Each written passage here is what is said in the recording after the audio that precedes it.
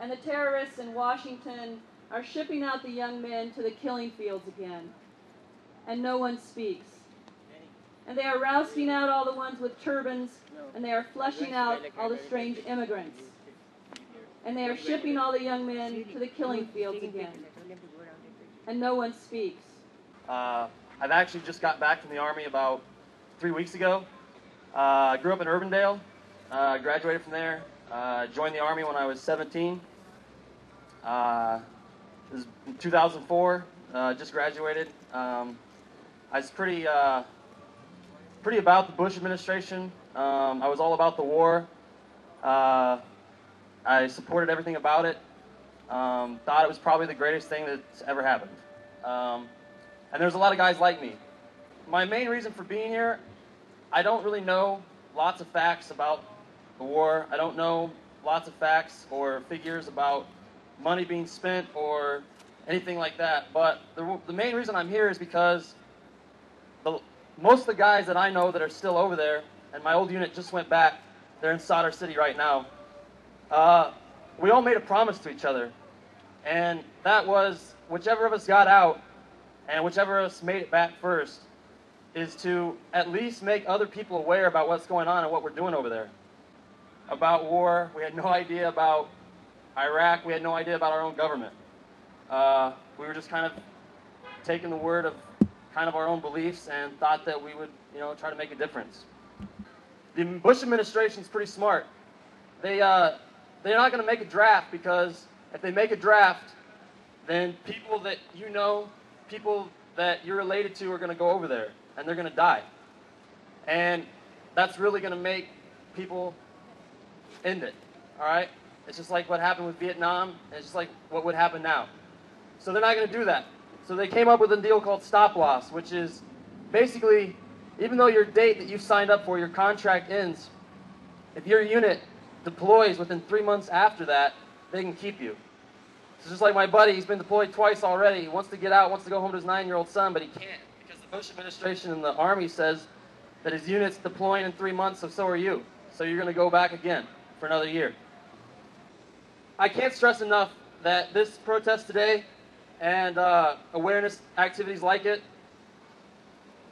is not being against the troops, all right? It's being against the war. It's being against what's going on. And that's the biggest reason why I'm here today, is because I'm sending care packages to my friends right now, and I'm also here speaking with you guys because, that's my duty now. I made it out. I missed stop loss by about 72 hours. And I got out with the support of all the guys that I was with because, they told me, don't feel bad. Don't think that you're abandoning us. You got to get out. Everybody that can, wants to. And that's not saying that everybody in the Army that's over there right now is against the war. There's a lot of people that still think they're protecting you, and they think they're protecting me. And, that's their right to do that. But I really wanted to come here today and let you know that being against the war, taking a stand against things going on in the world, is not being against your fellow Americans. If anything, it's trying to help them out, all right? And there's many ways you can do that. Coming to events like this, talking to your friends, talking to people that you work with, ask questions. I don't know what we have to do, but there's got to be something done. And that's why this Students Beyond War, groups like that, absolutely amaze me. I mean, they're high school kids. We got kids of all ages, adults that have more means than these guys. I mean, these guys right here should be out getting in trouble, going to football games. And they're the biggest activists in Des Moines, Iowa. And I'm pretty proud of them. Youth of our community and the youth of America is what can change. Okay? We can change our community. We can change our country. And more people can become aware, because that's the only thing that's going to bring our troops home and stop the horrible things that are going on over there. But that's pretty much all I have to say. I really want to thank these guys for letting me come out. Like I said, I've only been home for a short while, so I haven't really found all the things I can do to try to get these guys home. But you're all dead.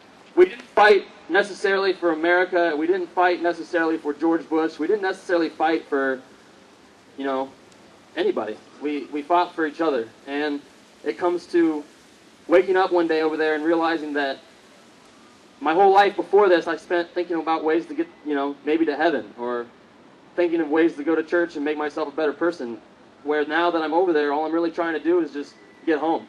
I think we're just trying to bring students to think about, how we as individuals and how we as Americans are really not only perceived around the world, but how our actions really affect, for better or worse, people all around the world. And, as Americans, we have the power to do a lot of great things to help a lot of people that live in poverty, that live violence from day to day. And I think that when students think about that, they think about all that they can do to help the situation. War may not always be avoidable, but at the very least we can try to make it so that civilians, so that people not involved in conflict, don't have to suffer as much as they often do. All the young men will be killing all the young men in the killing fields again. So now is the time for you to speak. All you lovers of liberty, all you lovers of the pursuit of happiness, all you lovers and sleepers deep in your private dream, now is the time for you to speak, O silent majority, before they come for you. Fires in David